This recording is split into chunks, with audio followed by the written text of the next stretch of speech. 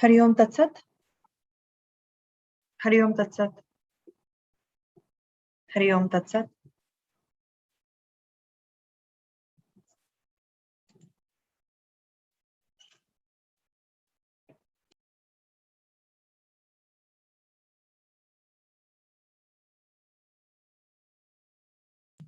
Welcome to today's Satsang and Sadhana.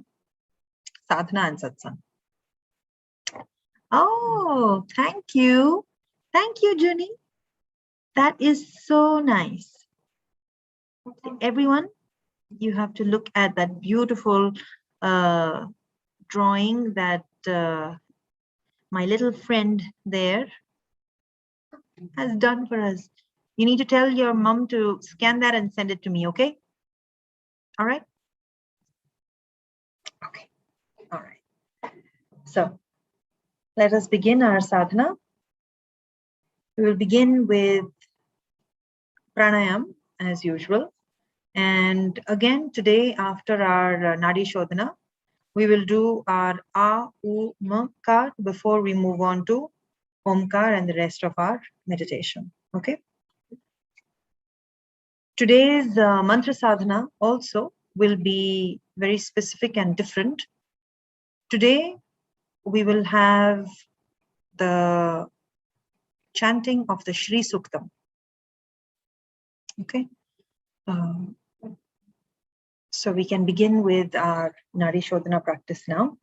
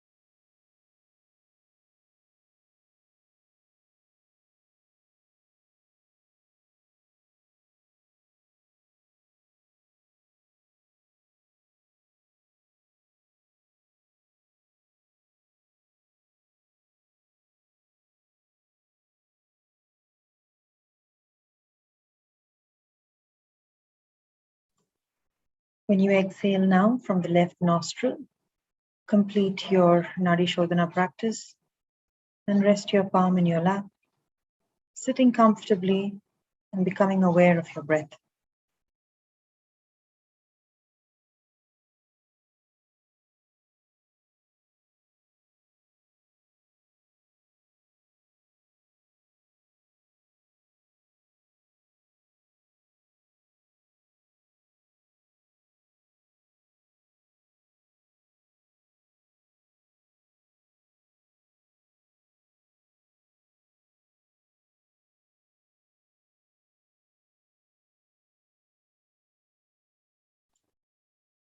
We will now move on to the A, U, and Omkara, taking a deep breath in, 3 rounds each. Exhaling with an Akara, deep breath in. Ah.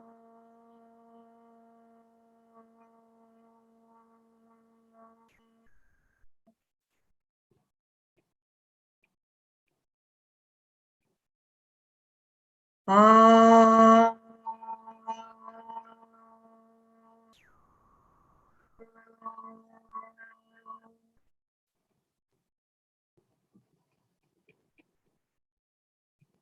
Ah.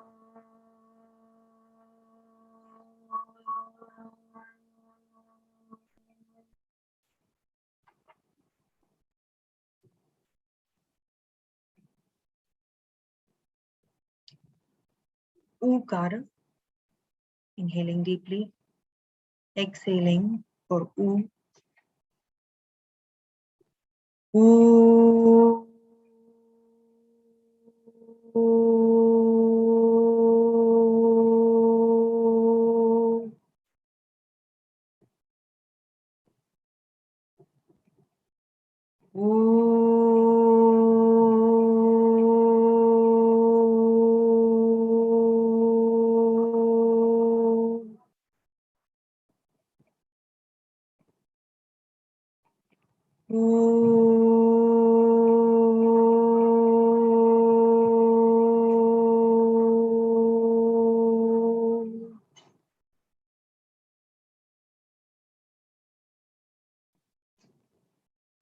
Makara,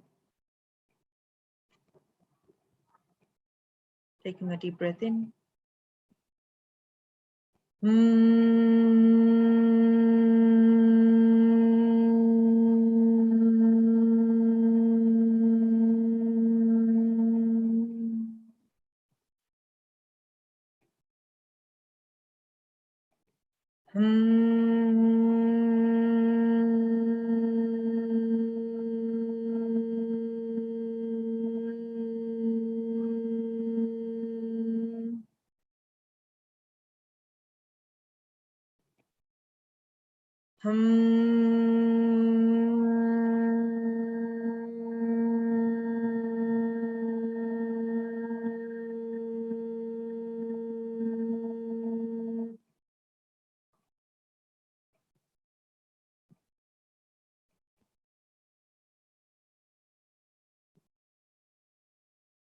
Three Omkars,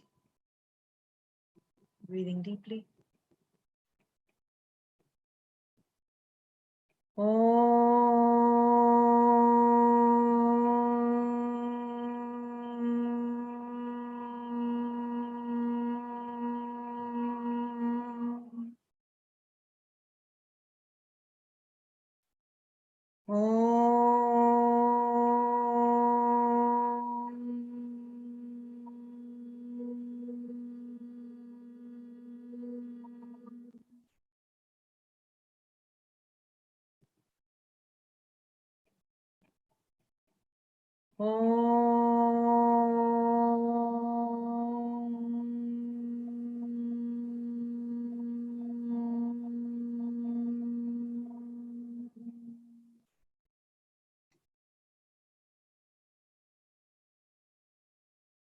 Om Shri Gurubhyo Namaha Harihi Om.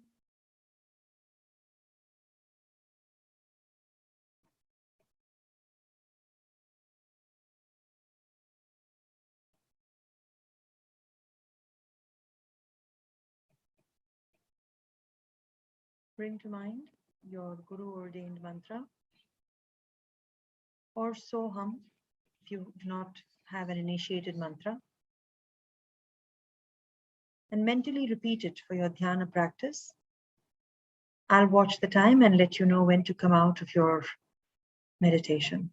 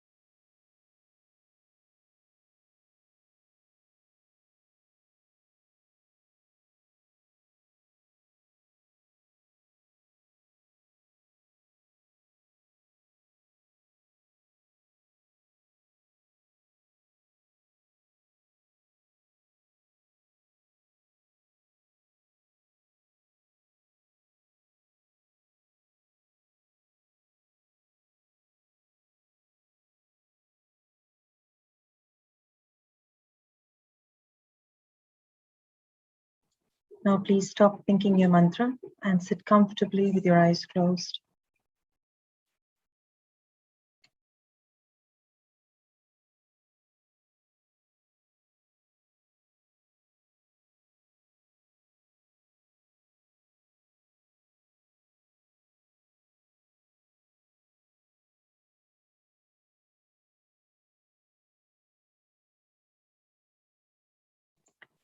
We will now move on to the next phase of Mantra Sadhana, that is the 11 chants of Maha Mrtyunjaya Mantra. Bring to mind your sankalpa for good health, physically as well as mentally and spiritually.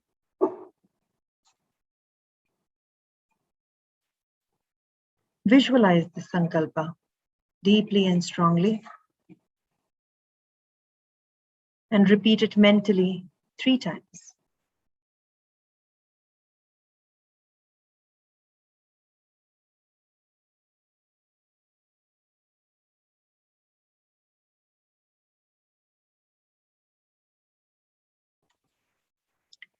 Maha Mrtyunjaya Mantra.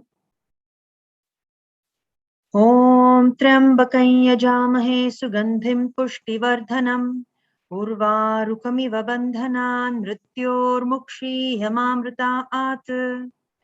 Om Trambakam Yajamahe Sugandhim Pushtivardhanam Urvarukamiva Bandhanan Mrityormukshiyamamritaat.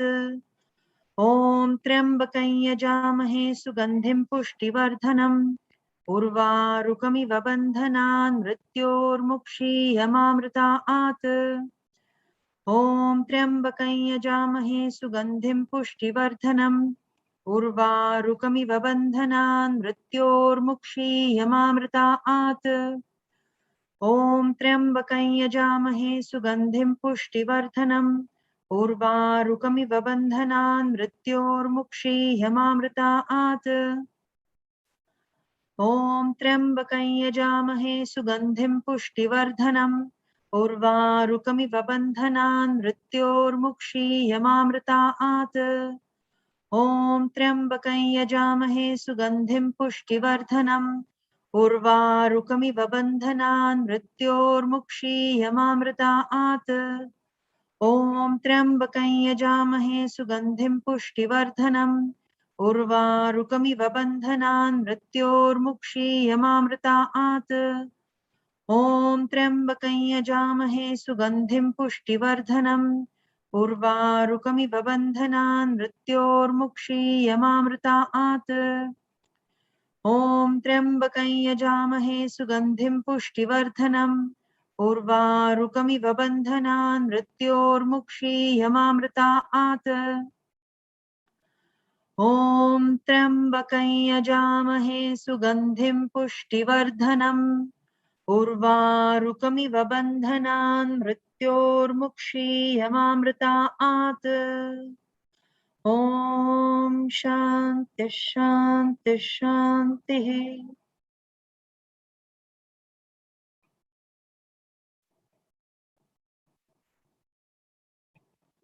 Preparing ourselves for 3 rounds of the 32 names of Maa Durga. Bring to mind your sankalpa for overcoming obstacles with grace. All kinds of obstacles, physical, mental, emotional, spiritual.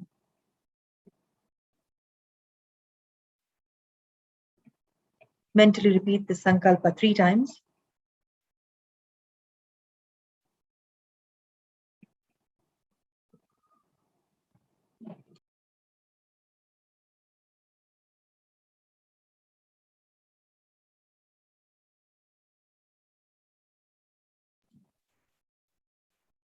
Om Durga Durgartha Shamani Durga Padvinivarini Durga Machedini Durga Sadhini Durga Nashini Durga Todharini Durga Nihantri Durga Mapaha Durga Madnyanada Durga Daitya Lokadavanala Durga Ma Loka Durga Matma Swarupini Durga Marga Prada Durga Mavidya Durga Mashrita दुर्गमज्ञानसंस्थाना दुर्गमध्यानभासिनी दुर्गमोहा दुर्गमगा दुर्गमार्थस्वरूपिणी दुर्गमासुरसंहन्त्री दुर्गमायुधधारिणी दुर्गमांगी दुर्गमता दुर्गम्य दुर्गमेश्वरी दुर्गभीमा दुर्गभामा दुर्गभा दुर्गदारिणी Om Durga दुर्गार्तिशमनी Durga पद्विनिवारिणी दुर्गमच्छेदिनी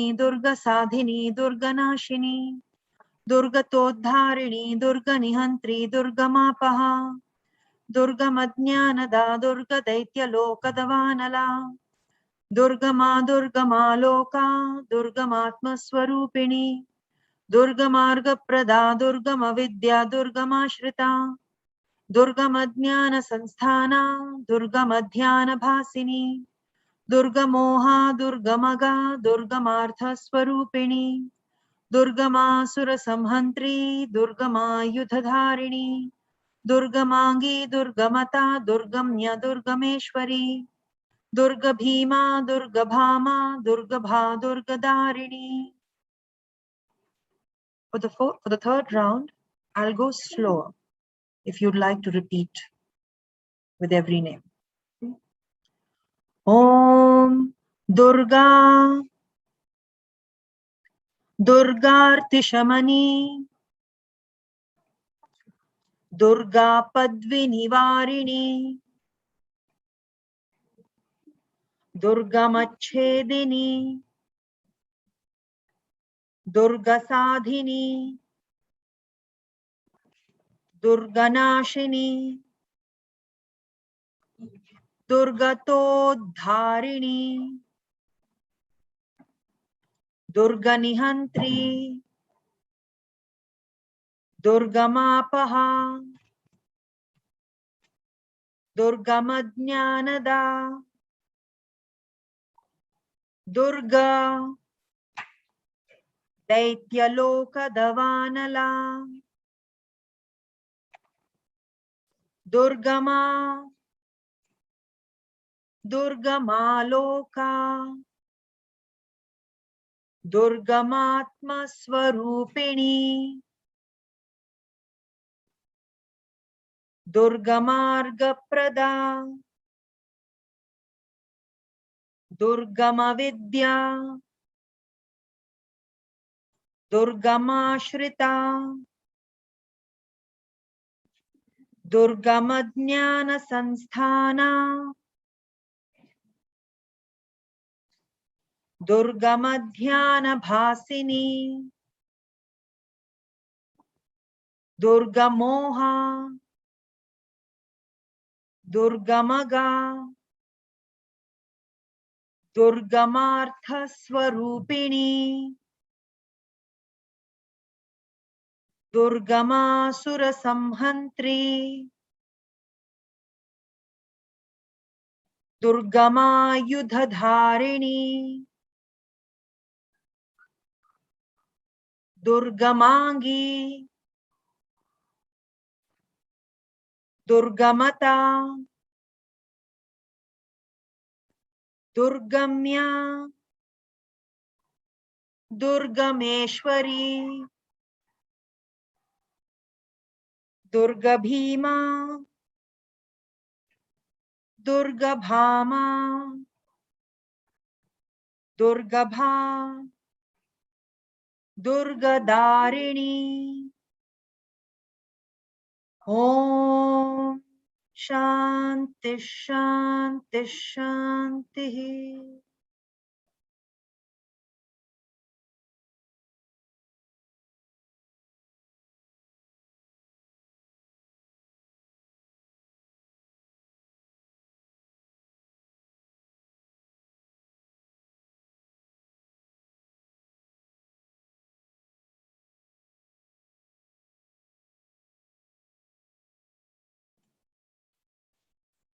We will now have the chanting of the Shri Suktam.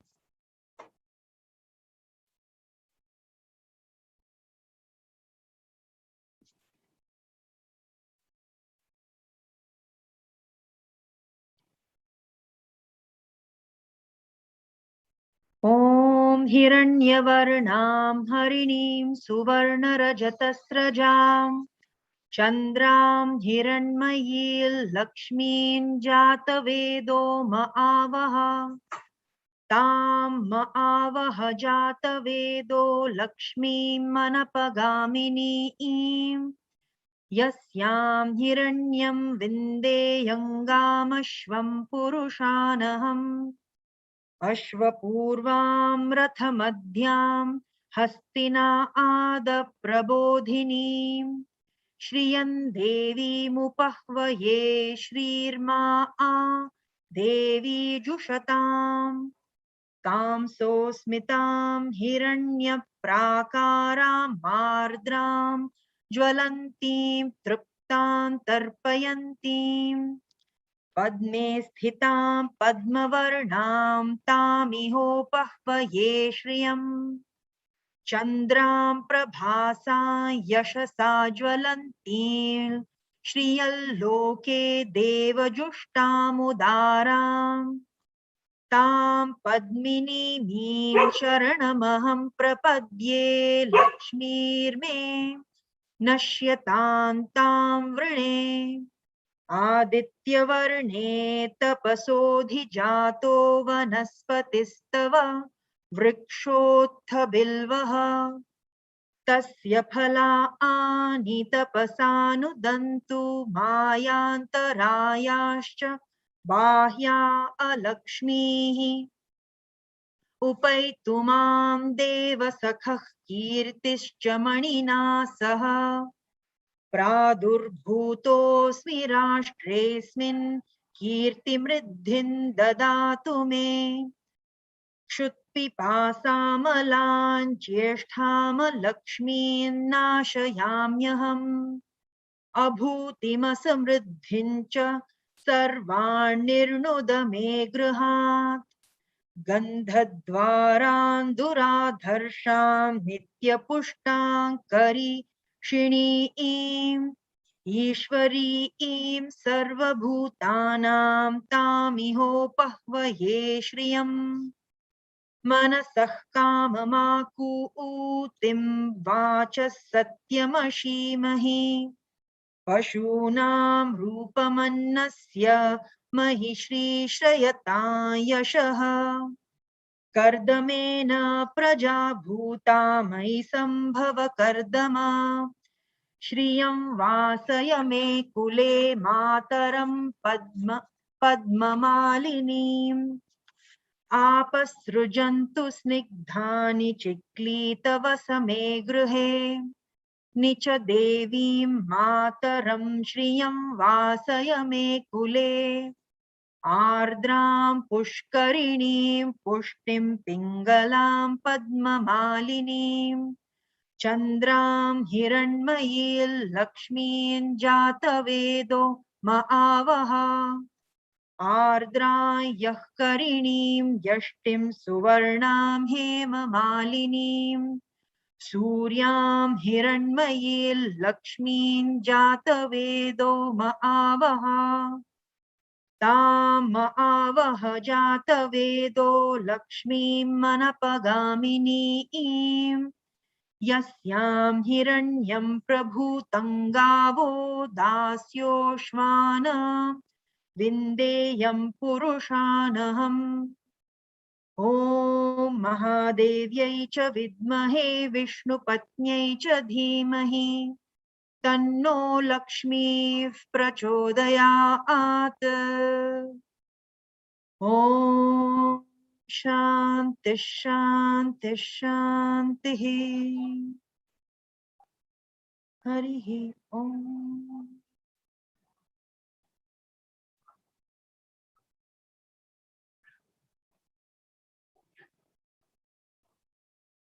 Hari ओम तत्सत्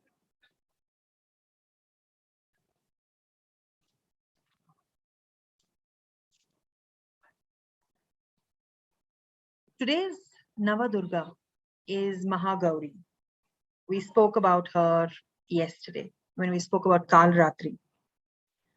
You know, Maha Gauri has got many different legends as to why she is that whiteness or that fairness of everything. One is what we said, that when she had to send that emanation to go and slay all the demons, then the darkness that had to go in there to go and consume all the demons left behind the white purity of what we know as Mahagauri. And because of that, because it is that purity, that essential purity that we see in Mahagauri, in many parts of, or in many families, they do a lot of Kanya Puja also today with the young girls, with that essence of purity of the mother.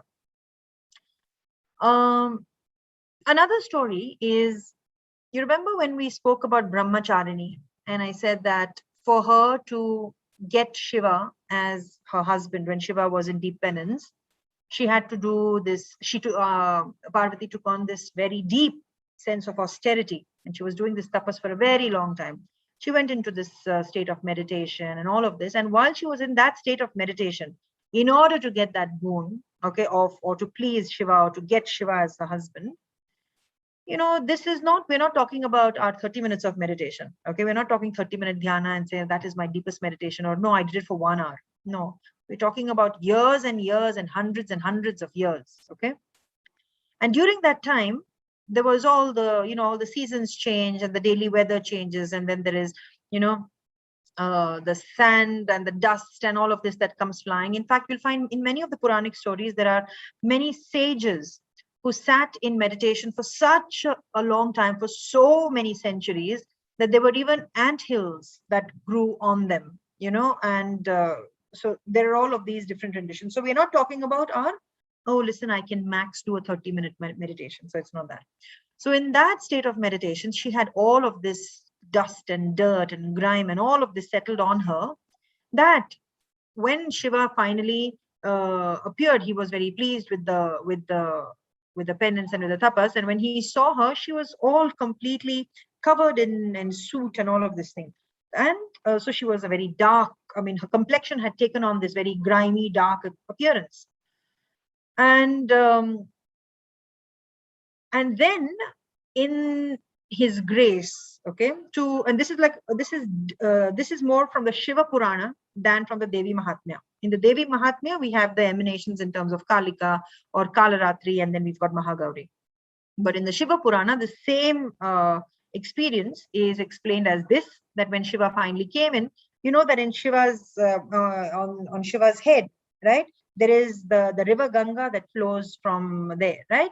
So the legend has it, especially in the Puranic tale, that the Ganges flew out of, not flew out, flowed from his locks and rinsed over Parvati as she was in meditation, when she was coming out of it, and it purified her by completely removing all of this, the grime and all of this, and she was shining like the, like this in pure whiteness, or this glow. Actually, there's also the glow that's mentioned. In yet another story, we've got where there was this state of where after this penance, there is a story, and this is a little bit that is a little jovial, right? Where they say that Shiva was teasing her for being dark complexioned. Okay, now I don't know if this is in the Puranas or where, or this just might be some folk legend, again, for all sorts of reasons. And she wanted not to be teased in such a way. And in the meanwhile, out there, that Chanda and Munda was playing havoc. So Brahma had come to Parvati to say, listen, we need your help. Okay. And she's asking him for the boon of being fairer. Okay. And he said, see, I don't have the time for this, the boon of giving you this, the fairer thing, and for not to do all of this. But please, I want you to go and take care of Chanda and Munda. And in that state, what happened was, she said, okay. And she dipped, or she went for, she got into the Mansarovar river in some, depending on which part of India is telling you that story. Some of them talk about the Mansarovar lake, and some of them talk about the river Ganges. Okay. Depending on which is their neighborhood water body, it goes to that one.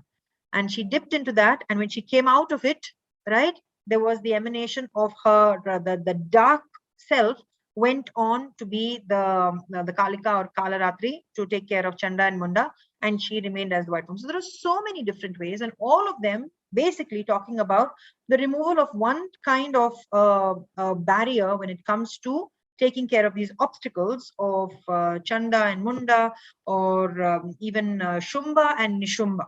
Okay, now both of them.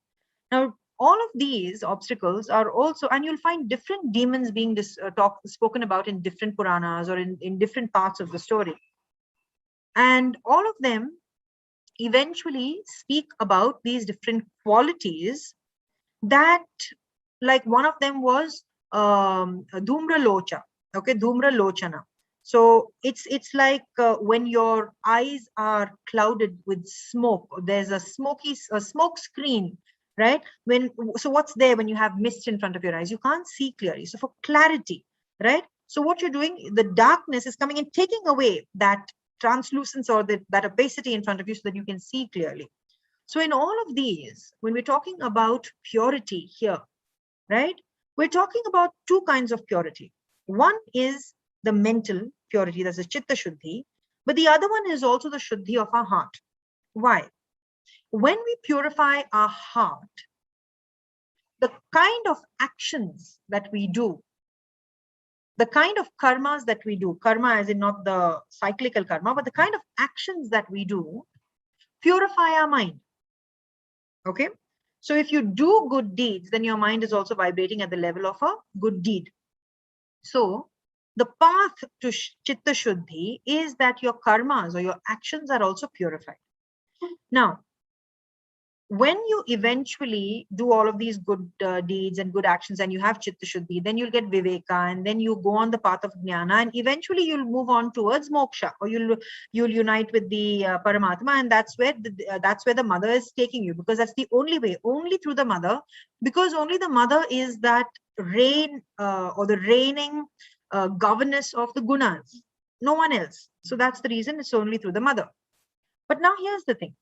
When we are doing all of this moksha and we're saying, okay, so hang on a minute, you want me to do all the good deeds, but the good deeds are for someone else, but you're telling me it's all about moksha. So isn't moksha then going to be a very selfish pursuit? Am I not doing this only for me? Right? So isn't moksha then something that I'm doing for myself? It is true, right? I mean, whose moksha are we working towards? My practice, my karma, my Chitta Shuddhi, my moksha, right? Where do all of you come into the picture?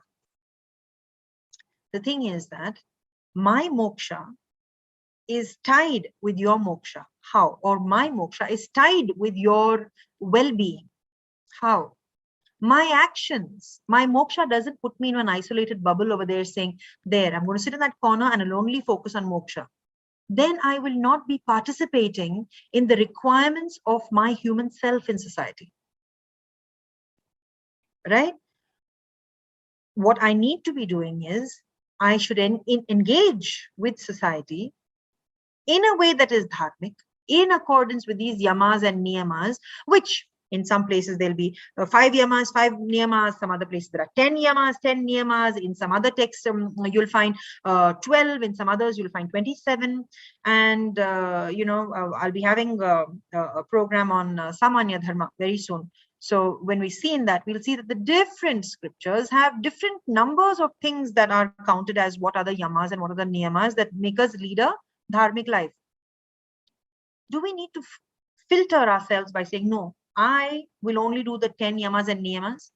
What about that 11th one, which you find somewhere else and say, hey, that's also a good one to do? What do I do when I follow the yamas and niyamas? I make sure that someone else's well-being is taken care of. When I am focused on my moksha, then what I will do is I will live in accordance to dharma. I will live in accordance with dharma, which means that my actions will be guided by dharma. My actions will hold the wellness and the upliftment and the goodness of everyone else, the well-being of everyone else. So my moksha is very closely tied with how I interact with each of you. So moksha might seem like a selfish, but it is not that self-centeredness. It is not that self that is this bounded, this body. It's not what I want as, as something that I want. It's not that. It is that freedom which comes from engaging in that activity, which actually uplifts everyone. So this good self that I am purifying, this heart that I'm purifying, will then be able to do good things to people around, so that the people around us also are happy and healthy and wiser, whether they are in it or not. So if they don't want the wisdom, they can leave it, but they are happier. You make, when they say you make the world a better place, right? So our intention should not be, we cannot force, I cannot force fit Jillian to say, Jillian, I want you to do it this way because then you'll be happy. No, I do my bit. How? I focus on myself, on what's in control here. So why this conversation today? This conversation today, because Ma Mahagauri is all about purity. And when we talk about purity, we should be careful that we are not talking about purity in the sense that, we should be morally pure, because morals are transcendental. Okay? Morals change over a period of time. What was moral or morally acceptable 20 years ago is maybe obsolete today, right? What was considered a Victorian moral is ridiculous today to some extent. But some principles, some ethics, some ethical guidelines of some things that are universally in line with dharma are those morals and those ethical ways of being that are timeless. For example, stealing from someone, right? We do not want to do that. That remains as painful when it was done 40 years ago. Stealing will be painful even today, and stealing will be painful even 40 years down the line. Killing someone, same thing. These are, some of these things, these are some of the things that we know within our conscience. We know that this is what it is. And these are those values that we are called to. Now, why in all of this? Because Mahagauri is one of the most compassionate forms also of Ma Parvati. And now in the Bhagavata, in the Devi Bhagavata, dog is doing something silly there. Anyway, so, just like how in the Bhagavad Gita, it is said that every time there is adharma in the world, what will happen? Does anybody know? What does the Bhagavad Gita say? Or what does Krishna say in the Bhagavad Gita? Every time there is adharma, Krishna will come back, right? Krishna will be there. In the Devi Bhagavatam also, right? Ma Parvati also says the same thing. Every time there is adharma, I will come to set adharma back into a dharmic place. Okay, so I know we haven't read the Devi Bhagavatam today, I mean the Mahatmya today, but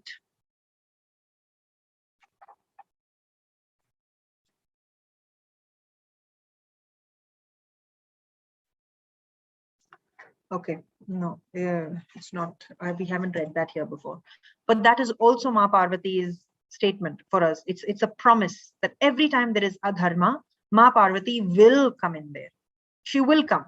And that is because every time in all of during this Navaratri, that is actually a commemoration of that fulfillment of her promise.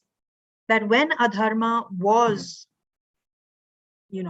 going all over the place, she came down here and she vanquished it. And that is where eventually this entire Navaratri unfolds, where all the divine forms of the mother come and take care or really vanquish all of the demons, all of the asuras that are there, that are presenting themselves, right from the smallest ones, from the smallest generals that these, that are being sent down, to the biggest ones, where all the different forms of the mother come by to make sure that those demons are not just laid to rest, right? But they are completely taken care of.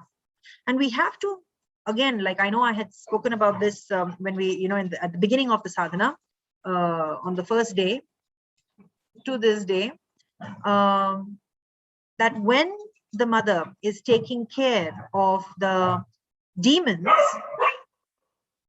she is taking care of the demons with compassion. Okay? It's just like when we are chastised by our parents or by our mother, okay? It is not that, that punishment or that discipline or that disciplining is not final, right? It's not to say, that's it. You have misbehaved and you are no longer my child. We don't say that, right? There is a disciplining that's done, and the disciplining is done because we have our child's best interests at heart, so that we can do well for the most part, okay? And that is something that we need to remember. And just for the record, I've got 2 of my dogs playing at my feet down here, and they just keep pushing and pulling, and this is the best place where they enjoy. So I don't know, those of you who have been my students have always known the dogs that are somewhere at my feet all the time. So they are here. And now they're there. Okay. So on that note, I'd like all of you to hold this thought of Chitta Shuddhi very close to your hearts. Okay. And really think in terms of what is it that you can do to help? What is it that you can do to serve? Being of help and being of service are a sure shot method to Chitta Shuddhi. Because what do you get in return when you do selfless service?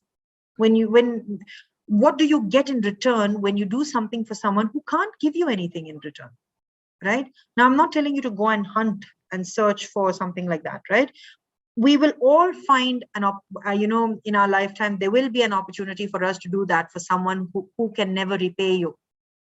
When we get that opportunity, we should consider that as one very, very deep level of punya karma. It's a very strong punyam that will come to you if you can be of service to somebody who in this lifetime will not be able to repay. That shows that grace is working in your life, that you're able to give in that way without expecting anything. I mean, and this will not be for those who you love, who are your family members, your best friend, your best buddy. No. This is not for those. This will be a help, or this will be service to someone who is not one of your own. Because we are, one way or the other, grudgingly or whatever, we will end up doing things for people who are our own. But to do something that is selfless, that requires someone who you don't know, maybe also. It could be a dog, it could be a cat, it could be a bird, it could be any being, right? But someone who cannot ever repay you back. And I think the biggest calling at this point for all of you have been on the path for a while now, right? And it's important for you to be vigilant for these things. Vigilance is not only, so when we talk about vigilance, then when I talk about be vigilant about, about your actions and everything, what is that vigilance then? What is the vigilance that we need to hold? We need to be vigilant about what? Not just about the problems that will fall on us. We need to be vigilant about everything that happens to us. We need to be vigilant about the pain as well as the pleasure. We spoke about, those of us in the Yoga Sutra class, we spoke about pain and pleasure very recently, right? We spoke about pain and pleasure, and we said we have to be mindful, be aware of the pain, and we have to be aware of the pleasure. But we also have to be aware of the boons that we get, of the blessings that we get. So when we say be grateful, gratitude, why? Why is that attitude of gratitude so important? That attitude of gratitude is important because that is what is building your vigilance for all the opportunities of punyam that you have in your life. And when you have that attitude of gratitude, you'll realize that even the painful ones that probably are because of some papa karma that you've accrued somewhere, even the pain that you get is an opportunity for you to turn it into punyam. In other words, like one of my teachers very, very long back, and I say this very frequently, many of you will say, oh, there she goes again. Make your karma your dharma. Make your karma, turn that karma into something out of which you can be of service. But provided you have let go, you've released the pain or any of the negativity associated with it. Again, this is something we spoke about in the last Yoga Sutra class, right? That we can do something good based on some negative feeling that we have, but it's important for us to process and allow that negative emotion to move through us so that when we are doing the good thing, it is not tainted and, it doesn't have remnants and the sticky, icky stuff of the negativity. That we have processed the negativity and now we are doing the good stuff from a good space. That karma yoga gives you chitta shuddhi, because now your chitta will not be loaded with all the, for lack of a better word, crap. Okay, so that's why you need that. So hold on to that thought. Be vigilant about it. And trust me, we all have loads of blessings in our lives. Loads of punyam is happening to us. If we have the opportunity to listen to the Vedas, if we have the opportunity to listen to Vedantic talks, if we have the opportunity and the privilege to sit here and attend this sadhana, that means you have punyam, abundant punyam. Okay? So hold on to that.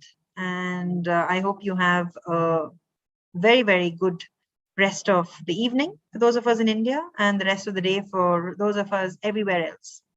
Okay. And I think I have shared everything that I wanted to share with you today. Tomorrow is the last day of our sadhana. And I'm really, really, really looking forward to see all of you there. We'll see what tomorrow brings us. Okay. So, Hari Om Tat Sat. Shri Durgarpanamastu, Shri Jagadambarpanamastu, Shri Krishna Arpanamastu, Hari Om Tat Sat. Namaste, everyone. Thank you. She waited.